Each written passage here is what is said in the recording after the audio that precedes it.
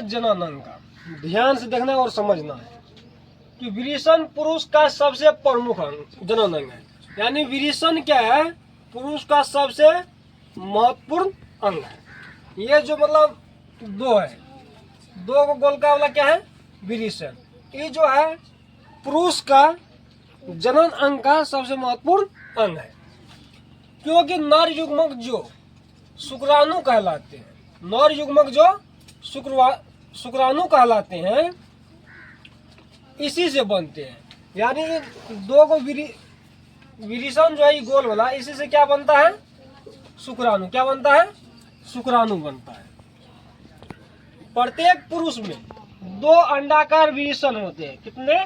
दो अंडाकार, एक यहाँ है और एक यहाँ है। कितने अंडाकार विरेचन? दो अंडाकार विरेचन होते हैं। उधर को आगे बाहर, यानी ये दो विरेचन कहाँ होते हैं? शरीर से बाहर। कहाँ होते हैं? शरीर से बाहर दोनों जांघों के बीच, यानी शरीर से बाहर दोनों जांघों के बीच त्वचा और पेशियों से बनी, किससे? त्वचा और पेशियों से बनी एक थैला में स्थित होते हैं। थैला मतलब सब समझ जाती है कि झोला। क्या होता है? थैला यानी झोला जैसे रहता है, और उसमें दोनों स्थित रहता है। इस थैली को विरेचन कहते हैं। यानी ये दो विरेचन जिसमें बंद रहता है उसको क्या कहेंगे? विरेचन कोश। उसको क्या कहेंगे? विरेचन कोश। नलिका करीब 25 cm लंबी नलिका है। यानी विरेचन से जुड़ा हुआ जो ये नलिका है वो कहाँ तक जाती है? शीशन तक। तो शीशन तक जो जाती है, वहां तक जो जुड़ा हुआ नलिका उसको क्या कहेंगे? शुक्रवाहिका। क्या कहेंगे? शुक्रवाहिका। विरेचन मनुष्य का पुरुष जनन अंग है। विरेचन जो है किसका? यानी पुरुष जनन अंग। विरेचन किसका जनन अंग है? पुरुष जनन है, जिसमें क्या होता है? शुक्राणु। जिसमें क्या बनते हैं? शुक्राणु। शुक्राणु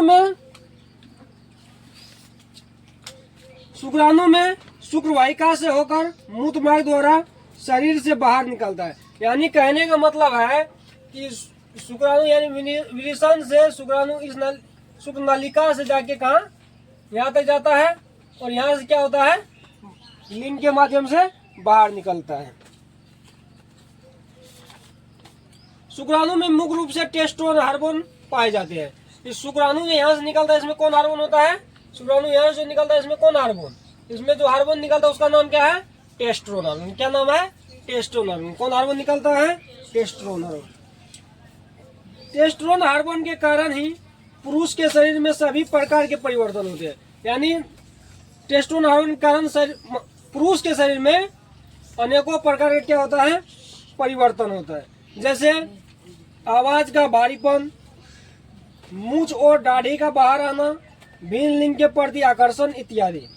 यानी विरेचन का तापमान, इसमें जो विरेचन होता है, इस विरेचन का तापमान पूरे शरीर के तापमान से 2 डिग्री ही कम होता है। 2 डिग्री मात्र कम होता है।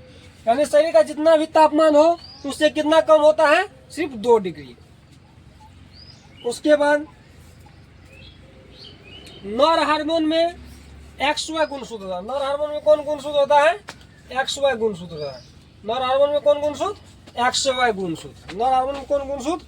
XY गुणसूत्र। शुक्राणु में पूछ होती है। शुक्राणु जो यहाँ निकलता है वो किस आकार का रहता है? ऐसे करके, उसमें एक पूछ रहता है, ऐसे करके शुक्राणु होता है। तो शुक्राणु में क्या होता है? पूछ रहता है जो गति करने में सहायक होता है। क्या करने में? जो गति करने में सहायक होता है। समझ गई?